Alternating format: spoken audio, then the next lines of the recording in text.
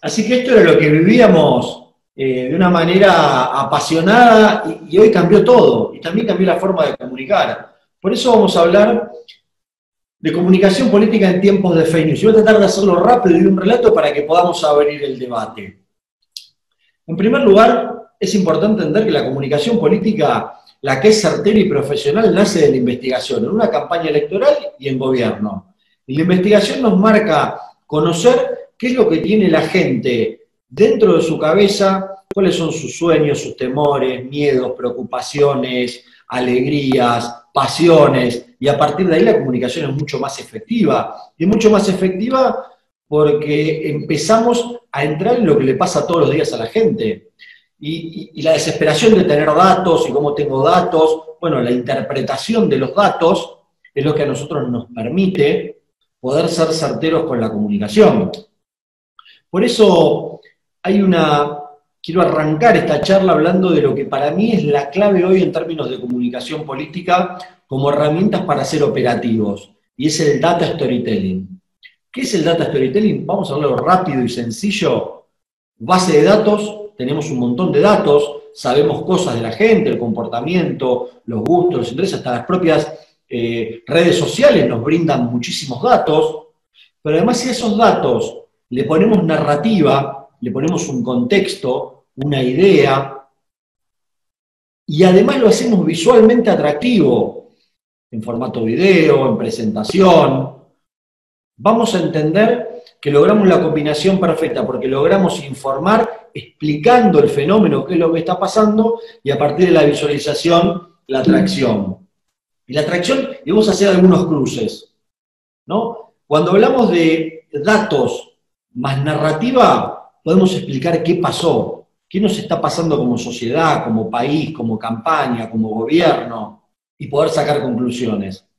Cuando cruzamos una buena visualización atractiva, llamativa, de entretenimiento, nos permite iluminar a la audiencia, de que nos presten atención, prender los reflectores. Y después si cruzamos la narrativa, el relato comunicacional con la visualización, vamos a lograr la combinación perfecta entre interés y entretener en los temas que le interesan a la gente. Pero hay un concepto a veces que la comunicación, porque es política, tiene que ser aburrida, seria, todos vestidos de traje y trajes oscuros, y esto ha cambiado por completo en el mundo. Los grandes líderes en el mundo empiezan a tener otros estilos de comunicación y de posicionamiento. También la pandemia nos ayudó a entender algo que hubo confusión durante muchísimo tiempo. Y esto lo digo porque yo tuve, y lo sentí muy muy fuerte en carne propia. Hace 12 años atrás escribí un libro que se llama Obsesión Digital, hace 12, y hace 14 uno que se llama Vivir Conectados, Sociedad, Política y Comunicación en la Era Digital. Prácticamente me decían que estaba loco, ¿no? Que esas unas cositas de las redes, que era para algunos, que era para los jóvenes, o para los que tenían dinero para tener wifi, o un teléfono inteligente. Lo importante es que el mundo es uno solo. No hay un mundo digital o virtual y uno real. Y esta es algo que todavía a muchos les cuesta entender, que el mundo es uno. Creen que pueden tener un perfil de redes, ser otra persona en la práctica y en la realidad, pero lo que es concreto, que cambiaron los patrones que ordenaban la mente del elector. Esto quiere decir, un ejemplo concreto es, el voto duro de los partidos cada vez es más blando, y lo que sigue la gente son liderazgos y personas. Yo a lo largo de este relato que les voy a hacer, no voy a hacer una descripción de un lineamiento político o de una postura ante determinados temas, sino un análisis de lo que nos está pasando y cómo operan las campañas y la comunicación, con una visión totalmente pragmática de la realidad que vemos en los distintos países y en las distintas campañas. Le decía, la comunicación política no tiene que ser aburrida. Lo que no entretiene no llama la atención. Y si no llama la atención, no existís, porque cambian de canal, ponen otra cosa, vas a un grupo minúsculo, no lográs penetrar de manera capilar en la sociedad. Por eso cuando investigamos, cuando conocemos al otro, cuando tenemos la interpretación de los datos, cuando hacemos data storytelling, le pegamos el mensaje. El mensaje es oportuno porque sabemos a qué audiencia le estamos hablando, quién está del otro lado de la pantalla. Yo sé que del otro lado de la pantalla hay gente del Ecuador, del Colegio de Periodistas, comunicadores, interesados algunos en la política, tal vez otros más en el periodismo y la comunicación, pero sé quién estoy hablando. Por eso hablamos de la estrategia. Siempre en comunicación política, cada acción que haga un político, un candidato o un gobierno, tiene que ser en el marco de una estrategia. Y esa estrategia también es política y digital. No es que las redes son otra cosa. La estrategia política y digital está en el marco de la construcción de una estrategia política para una campaña o para un gobierno. Por eso decimos que cada red tiene un formato. Miren, hoy en un taller que hicimos con un partido político acá en Argentina, discutí y me ponía nervioso viendo cómo subían comunicados de prensa, por ejemplo, a Instagram. Decía, señores, ¿qué es lo que no entendieron todavía? ¿Cómo va a ser un comunicado? ¿Quién va a leer un comunicado de letras así de chiquititas en Instagram? No tiene sentido. Perdés seguidores, no lo lees ni vos. Y ahora pregunta, ¿alguno de ustedes leyó el comunicado de en sus redes? No, no lo leímos en Instagram. Claro, porque nadie lo va a leer. Hay que entender cómo funciona el mundo digital, que cuando publicamos, y más desde la política, tenemos que tender a resolver un problema. Y cuando digo un problema, problema puede haber problemas de dudas en tiempo de pandemias, problemas de incertidumbre, problemas de si uno es alcalde, podrá resolver con su comunicación determinados problemas, que si es asambleísta o es concejal o es simplemente un candidato. Y esto es importante porque, ¿por qué lo digital empieza a crecer cada vez más fuerte? Porque no es optativo, ya estamos en la nube. Todos nuestros datos, quieran o no quieran, ya empezamos a tener una identidad digital. Es más, van a ver que en mi nombre, que figura debajo de mi foto, es @Diboscus.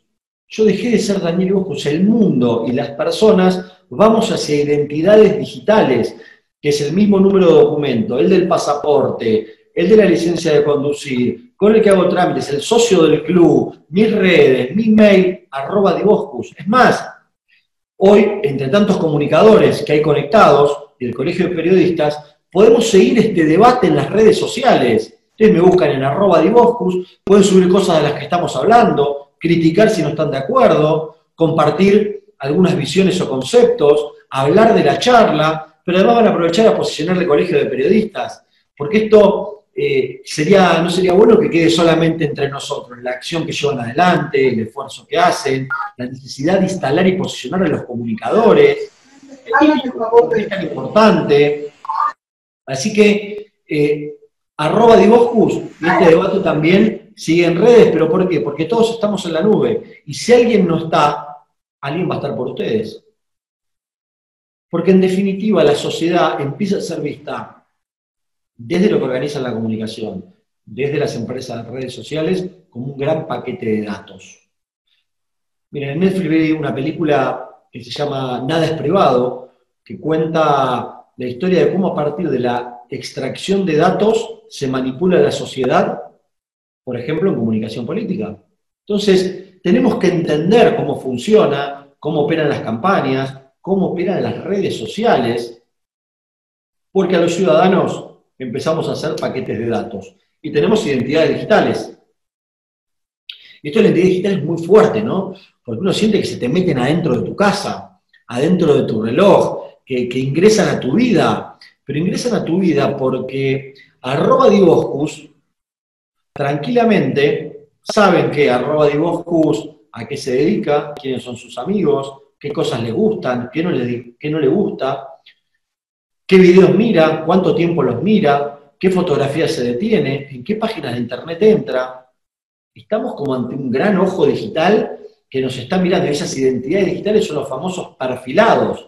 Empiezan a definir patrones de comportamiento en la sociedad que permite predecir acciones, pero también permite comunicar. Y ahí es donde funciona la inteligencia artificial.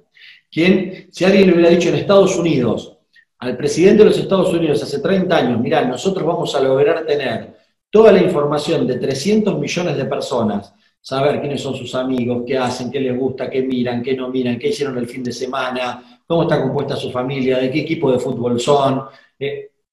No, imposible, hubiera dicho, eso es imposible tenerlo, invertiríamos el dinero que sea para tener eso, diría la Secretaría de Inteligencia. Bueno, eso lo bautizaron y se llama Facebook, por ejemplo. Facebook ha sido el gran servicio de inteligencia americano, por eso Zuckerberg cuando va al Senado de los Estados Unidos es solamente una reprimenda y una amonestación que le hacen, porque tiene influencia, genera influencia, influencia, influencia todos los días. Y esa influencia hace que, imagínense el comportamiento que tienen ustedes cuando están en redes también, ¿no? Es el placer del like. Los políticos, los medios de comunicación, inclusive los periodistas, necesitan del like, porque su reputación de cuánto te leen, a quienes le gusta, los comentarios, el político lo primero que le dice a su agente digital es, bueno, ¿y anduvo bien el posteo? ¿Cuánta gente lo vio? ¿Cuántos pusieron me gusta? ¿Qué es lo que está sucediendo? Bueno, y de golpe apareció la pandemia, ¿no? Una pandemia donde ya existían en muchos países caos viral, ya existían gobiernos con desaprobación alta, y a todo esto, ¡pluk!, la pandemia. Y la pandemia genera caos viral. Caos viral que lo primero que nos dice es no contestemos en caliente, este telefonito celular que nos hace a veces tomar decisiones y equivocarnos. Yo les digo siempre a mis clientes, ¿no? Sepan que si mandan un audio por WhatsApp o mandan un mensaje por WhatsApp, es lo mismo que lo estén poniendo en prime time de la televisión en el programa más conocido de todos. No existe lo privado. Está todo interconectado y esas multitudes tienen poder, porque la conectividad te da poder, pero además porque hay una microsegmentación en la comunicación. Entonces yo puedo comunicar sabiendo que te enoja, que te fastidia, que te da risa, de qué lineamiento político sos, y eso te da poder. A priori te da poder en una campaña, pero también te hace pensar muy bien los silencios.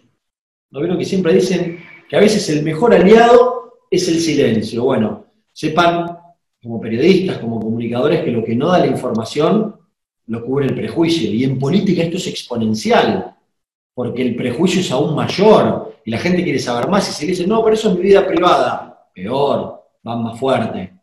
Por eso decimos que también en política y en comunicación política la improvisación se trabaja.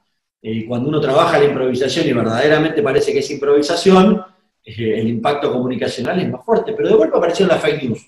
Y un día algunos creyeron que las fake news eran nuevas. No, no son nuevas. Las fake news tienen cientos de años, cientos de años. ¿Qué cambió? ¿Por qué yo voy a hablar de fake news? Porque lo que cambió es que la sociedad y la gente se transformaron, o nos transformamos, en distribuidores de noticias falsas. Ya no es solamente el periodista o el medio de comunicación, cientos de miles de millones de personas que algo por ahí divertido, algo que creen, algo que piensan, sin corroborar si es verdad o es mentira, lo comparten en el grupo de WhatsApp, en sus redes sociales, y lo terminan haciendo viral. Por eso decimos que las fake news en época electoral infectan las campañas, son el COVID de la comunicación política. Y a la hora de gobernar son capaces hasta de desestabilizar un gobierno. Igual hubo casos a lo largo de toda la pandemia, ¿no? Y anteriormente. Y ustedes se van a encontrar como comunicadores muchas veces, o los que sean, o les interese la política, en que hay algo que ha cambiado muy, muy, muy fuerte a partir de esta irrupción de las redes sociales. Que es algo duro, pero muy duro decirlo, pero que es real. Que ya no alcanza con tener la verdad. A mí me pasó que me no, Daniel, quédate tranquilo, eso es mentira. Nosotros tenemos la verdad. Bueno, sepan que no alcanza a tener la verdad. Porque hay muchísimos casos donde la mentira se termina convirtiendo en la verdad de la sociedad, con la cual en tiempos de posverdad, la mentira termina siendo la verdad de la gente. Y ahí está la principal batalla, porque hay sed de información en la red, la gente quiere saber, quiere tener información, quiere preguntar. Y esta sed de información no se calma con datos, con títulos, con golpes mediáticos o con noticias que nadie corrobora. Por eso siempre es importante saber quién lo dijo y por dónde lo dijo. Es frenar la bola de nieve antes que empiece a rodar y se haga mucho más grande y cometamos errores y amplifiquemos la noticia falsa. Porque en definitiva hoy el consumo mediático digital, diría, y en portales, hay una desesperación por el clickbait, ¿no? Por ese título gancho, que a partir de que leo el título, hago clic, y todos necesitan clics. Y bueno, eso es un problema, porque es normal ver en muchos medios títulos de noticias, donde después la noticia tal vez no tiene nada que ver con el título. Lo que también en la investigación sacamos como una idea muy clara es que la desinformación no tiende a cambiar opiniones. No tiende a cambiar opiniones, pero sí radicaliza posturas extremas. Para poner un ejemplo, nosotros podríamos pensar el proceso electoral de Ecuador y podríamos hacer una división, como pasa en la Argentina entre Macri y Cristina, por ejemplo. Podríamos pensar en el Ecuador los que puedan estar a favor de Correa o en contra de Correa, ¿no? Y si alguien que está a favor de Correa recibe una noticia negativa sobre él, la va a bloquear, va a decir no me interesa, es mentira, no la comparte. Alguien que no está de acuerdo con él, no va a verificar si es verdad o es mentira. Solamente para radicalizar su postura, que tiene razón y en un ámbito de política tan pasional, lo va a compartir. Y lo mismo pasa con los otros dirigentes, sobre todo los que generan tanta confrontación mediática. En la investigación, para ponerles algunos ejemplos, me acuerdo de una señora de unos 67 años, que entrevisto porque justo había pasado que a partir de una noticia falsa, una persona le agarró una depresión total, por lo que hablaban todo el mundo, sabiendo que era mentira, se encerró, lo condenó la sociedad, lo condenó su familia, y se terminó quitando la vida, se suicidó a partir de una noticia falsa. Y a una señora de 67 años que había compartido esa noticia falsa en Facebook, en la entrevista, le decimos, bueno, me quedó grabado, porque la señora con lágrimas en la cara, ¿no? Digo, pero bueno, explícame por qué sucedió lo que sucedió, pero digo, ¿por qué vos compartiste eso? Porque es interesante conocer, vos no conocías a la persona, ¿por qué compartiste ese contenido? ¿Por qué lo subiste a Facebook? ¿Y saben cuál fue la respuesta? Porque lo vi en Facebook. Como si eso alcanzara para validar, para entender que había un periodista detrás, un medio de comunicación, no había nada. Una noticia falsa en Facebook que se replicó y se hizo viral por el escándalo que significaba. Entonces, ¿cómo funcionan las noticias falsas y por qué funcionan las noticias falsas? Voy a poner un ejemplo de la reunión del día de hoy para que ustedes entiendan la óptica de los que fabrican las noticias. Bueno, podríamos decir que el Colegio de Periodistas, construyamos una noticia juntos, ¿no? El Colegio de Periodistas convocó a un consultor político que sabe de fake news, Daniel Iboscus. En redes hay una foto mía que subió alguno de ustedes con la presentación y algún comentario. Dicen, sí, es verdad, acá está la foto, tú Daniel Iboscus. Pero además fue el Colegio de Periodistas y muestra la invitación. Carlos me mandó la invitación, es verdad, se hizo el encuentro de comunicación política y fake news. Y miran la cara y ven, sí, pero publicaron en las redes, estaban todos estos presentes. Sí, hasta ahí es todo verdad. Pequeñas e inofensivos datos de la verdad para construir una gran mentira. El título es El Colegio de Periodistas convoca a Daniel Iboscus, especialista en fake news, para hacer noticias falsas y desestabilizar al gobierno de la región. Entonces, y la gente que ve, se hizo el evento, vieron la invitación de Carlos, lo ven a Daniel Iboscus, ven sus redes que estuvo en el Colegio de Periodistas, ven que se habló de noticias falsas porque había una placa de fake news. Entonces, todos esos datos que eran verdad, lo cambian a una noticia mentirosa. Y así funcionan las campañas. Por eso cuando él dice, es mentira, no dijimos que íbamos a hablar, que hablamos de noticias falsas para desestabilizar un gobierno. No, usted miente, sí que hablaron de noticias falsas, sí, pero no para desestabilizar un gobierno, pero hablaron de noticias falsas. Y ahí empieza una segunda noticia. Eso es lo de la bola de nieve. Pero así la fabrican, y así funcionan. Y algunos tratan de decir, bueno, pero el derecho a la expresión, cuidado con las fake news, ¿qué es más peligroso, un gobierno que controla o una fake news? Bueno, en primer lugar, lo que nunca debemos permitir, desde ningún ámbito, es que un gobierno controle la opinión. Un gobierno controle la opinión. Lo que sí es cierto, que lo que se debe controlar, son a las grandes empresas de redes sociales, porque Facebook no puede ser dueño de nuestros datos, hacer lo que quiera con todos nuestros datos personales.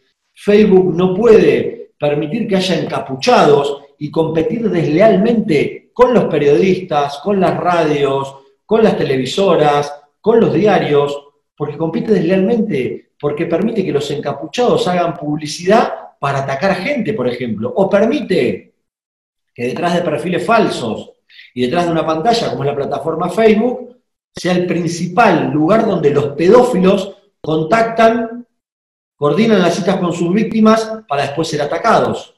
Son dos cosas distintas. Ojo con la opinión, nunca sobre la gente, sobre los usuarios, pero las empresas mínimamente tienen que tener la misma legislación que tiene el periódico local, el canal de cable, la radio, porque si no, hay una falta de competencia muy, muy importante. También tenemos que entender que las fake news funcionan, y en la pandemia lo vimos más claro, porque hay cosas que la gente no quiere creer, aunque sean ciertas, y al mismo tiempo cree cosas que no son ciertas. Y la pandemia lo mostró, ¿no? La pandemia fue muy clara al demostrar que había situaciones en las cuales creíamos que la semana que viene prácticamente ya estaba la vacuna, ¿no? O que todos los hospitales estaban colapsados y no entraba más gente. Bueno, eso depende de muchos factores. O los audios en Argentina, yo les contaba una pregunta que me hizo un compañero de ustedes, que el 68% de la terapia intensiva está ocupada. Ahora, el 32% está libre, hay camas disponibles. Ahora, los audios de directores de hospitales, de supuestos directores de hospitales diciendo en un audio de WhatsApp, soy director del hospital de La Loma y quiero decirles que está colapsado, la gente está en la puerta, en la calle, no los podemos atender, todos se han contagiado, no tenemos insumos para los médicos. Bueno, eso es cuando decimos que las fake news en gobierno pueden intentar el proceso también de desestabilización. Hablamos que las noticias falsas profundizan las crisis, las promueven, pero además desacreditan a su objetivo, hacen daño. Pero cuando una fake news se impone en la agenda mediática, hace daño la fake news.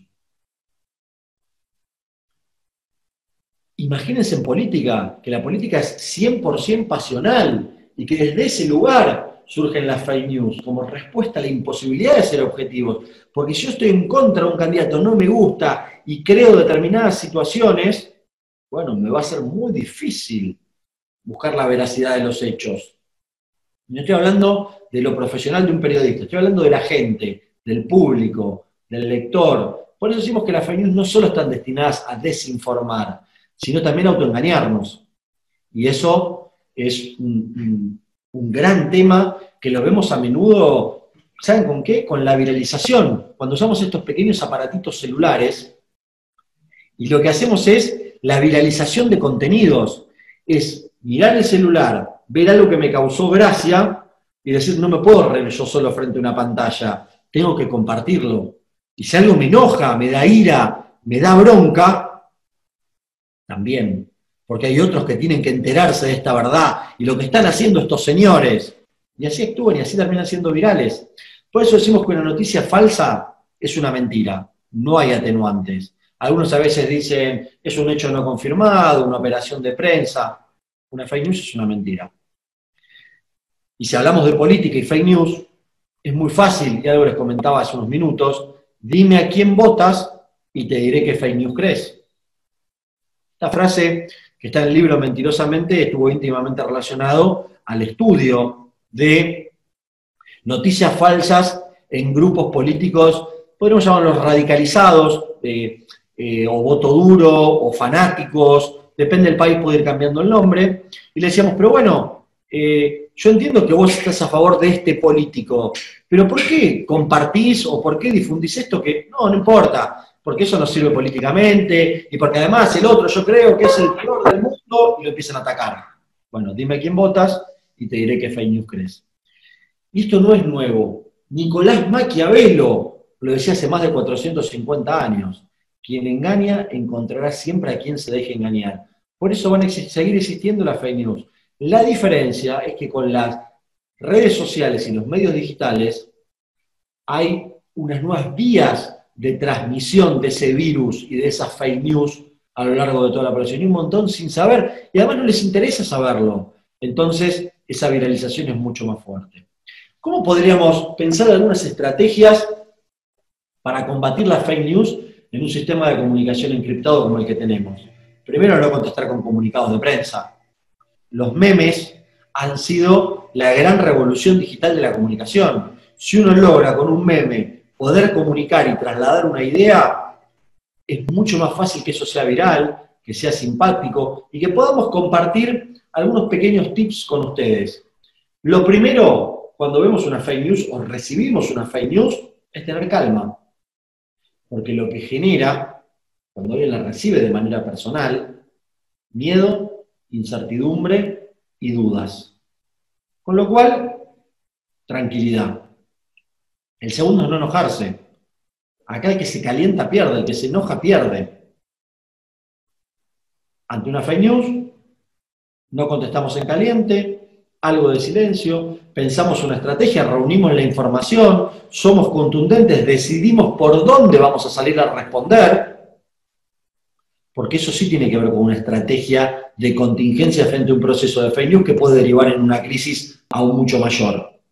Por eso decimos que debemos ver toda la película, no la fotografía del momento, y analizar todo ese proceso a lo largo del tiempo. Y les decía, y esto basado en una frase que le hizo James Carville, el asesor de la primera campaña de Bill Clinton a la presidencia de los Estados Unidos, cuando Clinton era gobernador y no le daba, no tenía manera, pero no tenía manera de encontrar la vuelta a la campaña, James Carville le dice, es la economía, estúpido.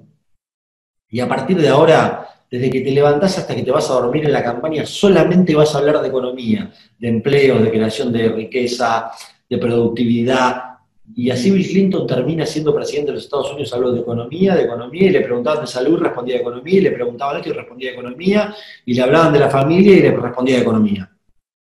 Y acá es lo mismo, no alcanza a contar la verdad. Tenemos que hacer que nuestra verdad sea la verdad de la opinión pública y eso es muy difícil.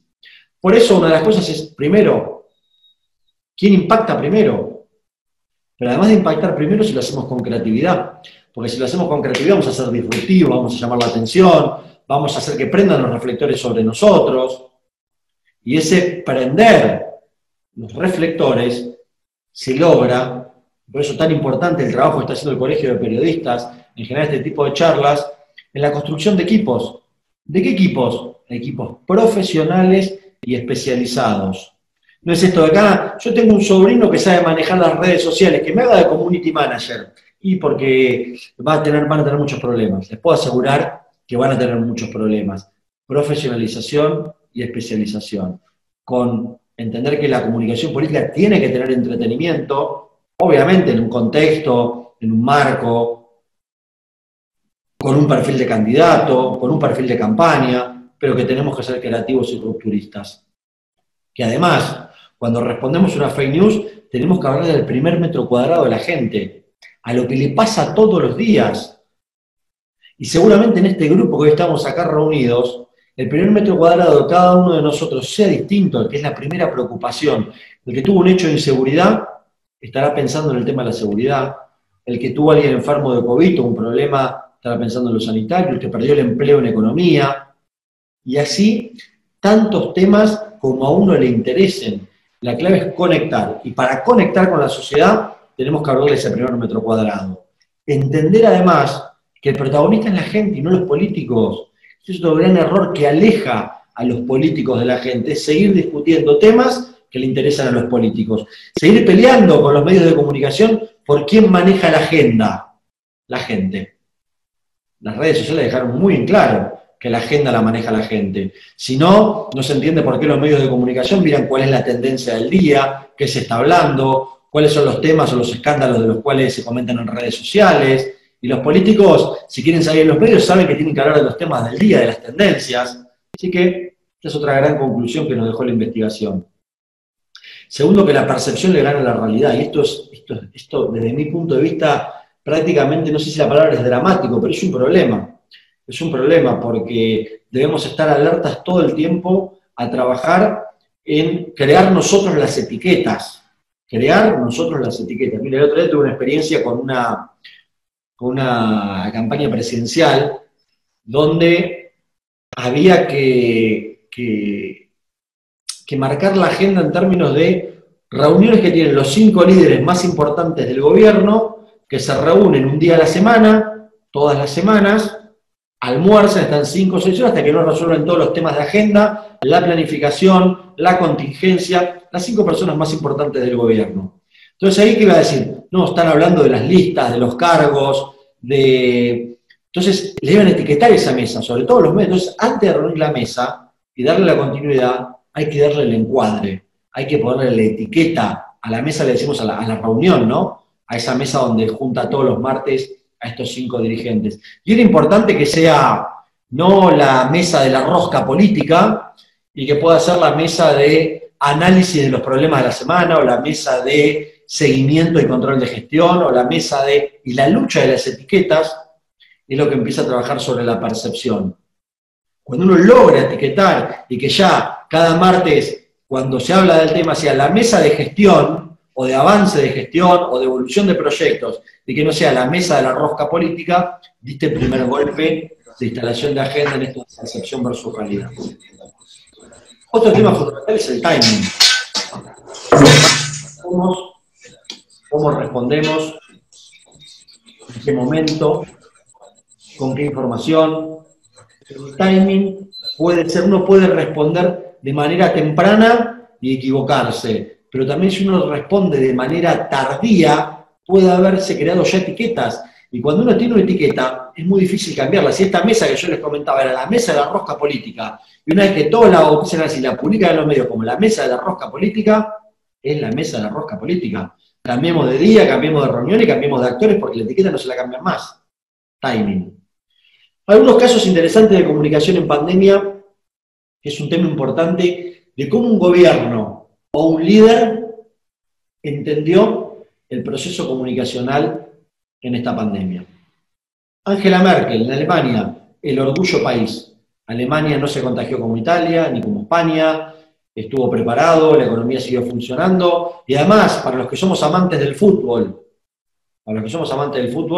todos los protocolos para volver a la actividad son lo que hizo la Liga Alemana, que fueron los primeros en volver a jugar a la pelota, al fútbol. Imagínense en países futboleros, ¿no? Y Alemania como potencia del fútbol.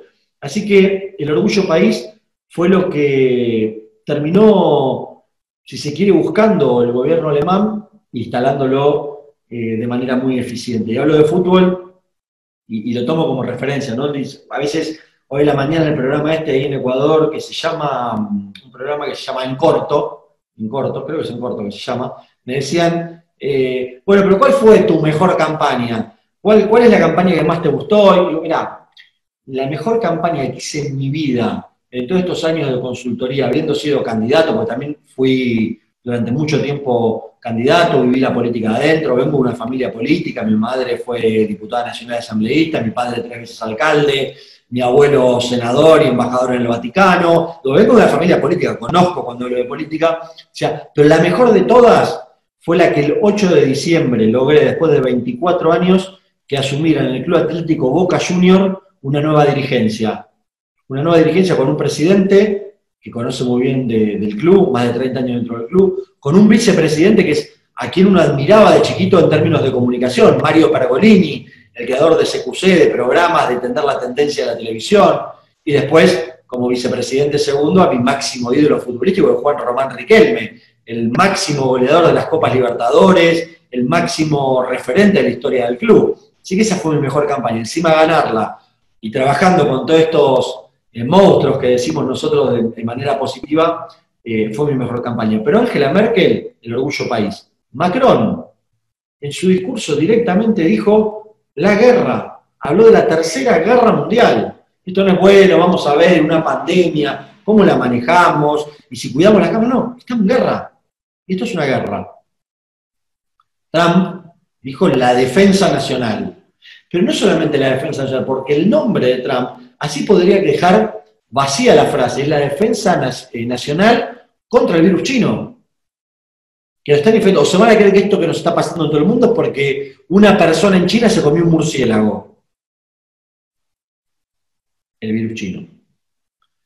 Bukele en El Salvador, la contundencia del mensaje, uno puede estar de acuerdo o no con Bukele, lo que no hay duda es que fue el tipo que desde el día 1 fue contundente, suspendió los créditos, los pagos de servicios, instó a los empresarios a que sean un poquito menos ricos, Bukele.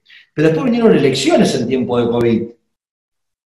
Y fuimos a República Dominicana, y en octubre tenemos en Bolivia, y en noviembre vamos a tener en los Estados Unidos, en febrero en Ecuador, tendremos en Perú, que ahora está en problemas su presidente, en la declaración de la vacancia, y en Dominicana se hicieron elecciones con pandemia, hubo justos ganadores, no se discutieron los resultados, y ganó la oposición, se utilizó el distanciamiento, se preparó, se sociabilizó, pero hubo diálogo. Lo importante en estos tiempos es el diálogo, donde entendamos que dentro del campo de juego, entendido que el campo de juego es la democracia, todo es posible, pero pongámonos de acuerdo en las reglas. Se define el campo de juego y vamos a la elección. ¿Qué es lo que está pasando en Bolivia? Donde no se desconoció el gobierno de Evo Morales, asume una asambleísta que iba a hacer el proceso de transición, pero que no iba a ser candidata, que le tomó el gustito y ahora quiere ser candidata y que ya atrasó 2 veces la elección y que parece que va a ser en octubre. Estados Unidos, nadie dudaba en el mes de febrero que Donald Trump se encaminaba de manera asegurada a ser reelecto como presidente de los Estados Unidos. Durante la pandemia, cuando él la subestima, todos creyeron que era imposible que sea presidente de los Estados Unidos. Así que bueno, muchas gracias al Colegio de Periodistas por la invitación. Gracias, Daniel, un abrazo, Dios le pague a nombre mío y a nombre de todos los que conformamos el Colegio de Periodistas. Un abrazo, buenas noches. Gracias y ojalá. Buenas noches. Gracias, felicidades. Gracias, Daniel. Gracias.